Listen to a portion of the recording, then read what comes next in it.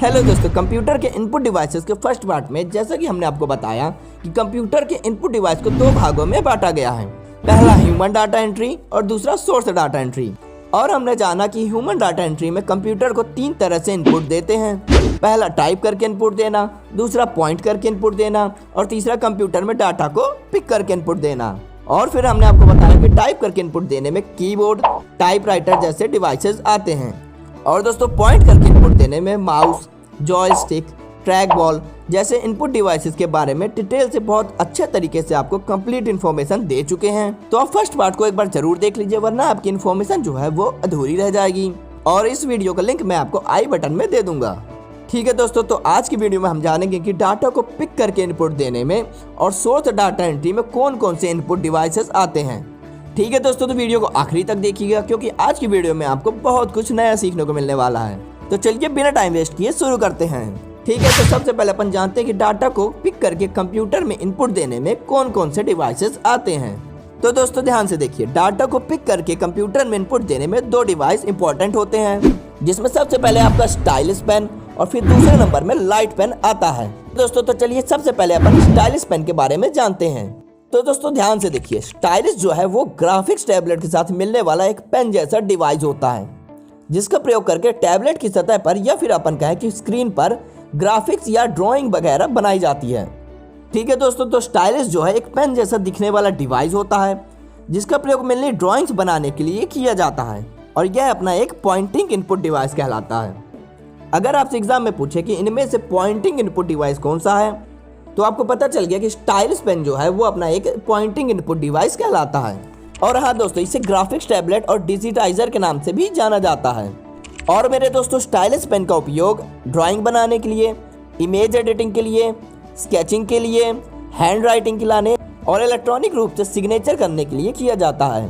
ठीक है दोस्तों, एक बार अपन रिकैप करते हैं। स्टाइलिस पेन का उपयोग ग्राफिक्स टैबलेट में drawing, image editing, sketching, hand writing और इलेक्ट्रॉनिक रूप से सिग्नेचर के लिए किया जाता है। ठीक है, क्लियर है दोस्तों। चलिए इसके बाद डाटा को पिक करके इनपुट देने में दूसरे नंबर में अपने लाइट पेन आता है। तो दोस्तों लाइट पेन जो है वो भी अपना एक पॉइंटिंग डिवाइस है। लाइट पेन का उपयोग हम डायरेक्ट कंप्यूटर की स्क्रीन पर कुछ लिखने या फिर कोई चित्र या फिर कोई आकृति बनाने के लिए करते हैं। दोस्तों ये जो अपना लाइट पेन है यह एक इलेक्ट्रो ऑप्टिकल इनपुट डिवाइस कहलाता है, जिसमें एक फोटो सेल लगा होता है। जब हम लाइट पेन की मदद से कंप्यूटर स्क्रीन पर कोई ड्राइंग या आकृति बनाते हैं तो इसकी पल्स स्क्रीन से ट्रांसमिट होकर प्रोसेसर के अंदर चली जाती है। इसके द्वारा बनाई गई किसी भी ग्राफिक्स या फिर ड्राइंग्स को हम कंप्यूटर की मेमोरी के अंदर सेव कर सकते हैं। ठीक है दोस्तों, और हम इसमें किसी भी टाइप की एडिटिंग का कार्य कर सकते हैं। ठीक है, यहाँ पर ध्यान से देखिए दोस्तों, इसके पहले जो स्टाइलिस पेन था उसका प्रयोग हम ग्राफिक्स टैबलेट पर करते थे, और ये जो अपना लाइट पेन है इसका प्रयोग हम कंप्यूटर स्क्रीन या डिजिटल बोर्ड में करते हैं।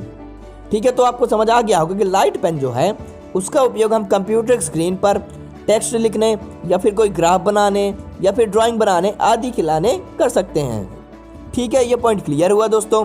तो अब तक हमने ह्यूमन डाटा एंट्री में टाइप करके, पॉइंट करके और डाटा को पिक करके जो जो इम्पोर्टेंट इनपुट डिवाइस आते हैं उन्हें हमने जान लिया है। इसके बाद सोर्स डाटा एंट्री के बारे में जानते हैं कि इसके कितने पार्ट होते हैं और इसमें कौन कौन से इनपुट डिवाइसेस आते हैं। तो देखिए दोस्तों, सोर्स डाटा एंट्री में हम तीन तरह से कंप्यूटर को इनपुट देते हैं। पहला ऑडियो डिवाइस के जरिए इनपुट देना, दूसरा वीडियो डिवाइस के जरिए इनपुट देना और तीसरा ऑप्टिकल डिवाइस के जरिए इनपुट देना। ठीक है, तो चलिए एक एक करके जानते हैं कि इन तीनों में कौन कौन से इंपॉर्टेंट इनपुट डिवाइसेस आते हैं। तो सबसे पहले दोस्तों ऑडियो डिवाइस में माइक्रोफोन आता है, जिसे हम शॉर्ट में माइक के नाम से भी जानते हैं। तो दोस्तों आप सब माइक्रोफोन से तो परिचित ही हैं, और जैसा कि मैंने आपको बताया कि माइक्रोफोन ऑडियो सोर्स डिवाइस के अंतर्गत आता है। अब यहाँ पर ध्यान दीजिएगा कि माइक्रोफोन कैसे काम करता है। तो देखिए, जो अपनी ध्वनि तरंगें हैं यानी जो अपनी आवाज़ है, और जब हम उसे माइक या माइक्रोफोन में कुछ कहते हैं तो वहाँ जो आपकी ध्वनि तरंग है वो एनालॉग तरंग में बदल जाती है, और यही तरंगों को हम कंप्यूटर के जरिए डिजिटल तरंग यानी वेव्स में बदलते हैं। और दोस्तों एनालॉग तरंग को डिजिटल तरंग में बदलने के लिए हमारे सीपीयू के अंदर साउंड कार्ड होता है, जो एनालॉग तरंग को डिजिटल तरंग में बदलता है। ठीक है दोस्तों, तो माइक्रोफोन से हम अपनी वॉइस या जिसे हम ध्वनि तरंग कहते हैं उसे हम एनालॉग तरंग में बदलते हैं, और फिर कंप्यूटर के जरिए एनालॉग तरंग डिजिटल तरंग में बदला जाता है। ठीक है, तो आपको माइक्रोफोन कैसे काम करता है अच्छे से समझ आ गया होगा। ठीक है दोस्तों, तो इसके बाद हम वीडियो सोर्स में कौन सा इनपुट डिवाइस आता है उसके बारे में अपन जानते हैं। तो दोस्तों वीडियो सोर्स में एक ही डिवाइस इंपॉर्टेंट होता है जिसे हम वेब कैम कहते हैं। दोस्तों ये जो वेब कैम है वेब कैमरा का संक्षिप्त रूप है। यह एक डिजिटल कैमरा होता है जिसे कंप्यूटर के साथ कनेक्ट कर लिया जाता है और laptop, tablet, all in PC, smartphone आदि में वेब कैम इनबिल्ट होता है। इनबिल्ट का मतलब दोस्तों यानी ऑलरेडी लगा होता है, जबकि डेस्कटॉप कंप्यूटर में अलग से लगाना पड़ता है। दोस्तों जैसे कि आप सबको पता ही है कि इसके प्रयोग द्वारा लाइव फोटो खींची जा सकती है, साथ ही लाइव वीडियो भी रिकॉर्ड किया जा सकता है। इसका प्रयोग इंटरनेट में video calling, video chatting, video conferencing तथा वीडियो क्रिएट करने के लिए किया जाता है। और तो और इसका प्रयोग यूट्यूब में लाइव होने के लिए, लाइव क्लासेस देने के लिए, इंटरव्यू या फिर वाइवर देने के लिए आदि के लिए किया जाता है। ठीक है दोस्तों, तो आपको वेब कैम के बारे में पता चल गया कि इसका इस्तेमाल कहाँ कहाँ किया जाता है। ठीक है दोस्तों, तो आपको ऑडियो सोर्स डिवाइसेस और वीडियो सोर्स डिवाइसेस के बारे में क्लियर हुआ कि ऑडियो सोर्स डिवाइस में माइक्रोफोन और वीडियो सोर्स डिवाइस में वेब कैमरा जैसे डिवाइसेस आते हैं। तो चलिए इसके बाद अपन ऑप्टिकल इनपुट डिवाइसेस में कौन कौन से डिवाइसेस आते हैं उन्हें जानते हैं। दोस्तों ये जो अपना ऑप्टिकल इनपुट डिवाइस है ये बहुत ही ज़्यादा इंपॉर्टेंट है, इससे अक्सर एग्जाम में क्वेश्चंस आते हैं। तो देखिए पहले तो अपन जानते हैं कि ऑप्टिकल इनपुट डिवाइस क्या होते हैं। तो ऑप्टिकल इनपुट डिवाइसेस ऐसे डिवाइसेस होते हैं जो प्रकाशीय तरंगों के आधार पर या जिसे कहें लेजर लाइट के आधार पर काम करते हैं। यानी दोस्तों जो अपनी हार्ड कॉपी होती है उसे प्रकाशीय तरंगों के आधार पर सॉफ्ट कॉपी में बदलते हैं। ठीक है दोस्तों, अब देखिए ऑप्टिकल इनपुट डिवाइसेस में सबसे पहले स्कैनर आता है, फिर इसके बाद स्कैनर का छोटा भाई जिसे हम बायोमेट्रिक कहते हैं आता है, फिर इसके बाद OMR आता है जिसे हम ऑप्टिकल मार्क रीडर कहते हैं, और इसके बाद इसमें OCR ऑप्टिकल कैरेक्टर रिकॉग्नाइजेशन आता है, फिर इसके बाद BCR बार कोड रीडर आता है, फिर आखिर में MICR magnetic ink character recognization आता है। ठीक है दोस्तों, तो चलिए अब एक एक करके इन सभी इनपुट डिवाइसेस को हम डिटेल से जानते हैं। तो जैसा कि मैंने आपको बताया कि ऑप्टिकल इनपुट डिवाइसेस में सबसे पहले स्कैनर आता है। दोस्तों स्कैनर भी एक प्रकार का ऑप्टिकल इनपुट डिवाइस है जिसका उपयोग किसी इमेज को या फिर किसी पेपर को या फिर किसी डॉक्यूमेंट को स्कैन करके डिजिटल रूप में बनाने के लिए किया जाता है। दोस्तों एग्जाम्पल के तौर पर देखिए, जैसे आपके पास कोई मार्कशीट है और आप उसे सॉफ्ट कॉपी यानी हूबहू पिक्चर में प्राप्त करना चाहते हैं, तो आप जब अपनी मार्कशीट को स्कैनर में रखोगे और स्कैन करोगे तो स्कैनर आपकी मार्कशीट में प्रकाशीय तरंग भेजेगा जो आपकी पूरी मार्कशीट को स्कैन करके उसको सॉफ्ट कॉपी यानी पिक्चर में बदल देगा। ठीक है, तो स्कैनर ऐसे काम करता है। इसके बाद हम बायोमेट्रिक के बारे में जानते हैं। तो देखिए दोस्तों बायोमेट्रिक डिवाइस जो है वो 3 टाइप के होते हैं। एक बायोमेट्रिक होता है अपना फिंगरप्रिंट को स्कैन करने वाला, दूसरा होता है फेस को स्कैन करने वाला, और तीसरा होता है आपकी आंखों की रेटिना को स्कैन करने वाला। ठीक है, और ये बायोमेट्रिक भी अपना एक ऑप्टिकल इनपुट डिवाइस है। ठीक है, क्लियर है दोस्तों। इसके बाद जो अपना इम्पोर्टेंट डिवाइस है वो है अपना OMR यानी ऑप्टिकल मार्क रीडर।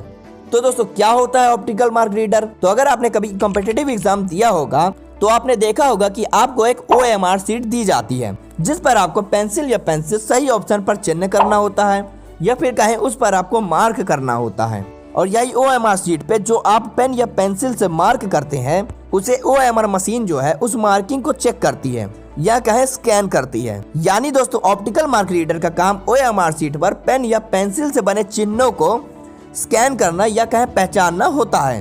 दोस्तों अगर आपको इन्फॉर्मेशन पसंद आ रही हो तो अभी इस वीडियो को एक लाइक कर दीजिए और चैनल को सब्सक्राइब कर दीजिए।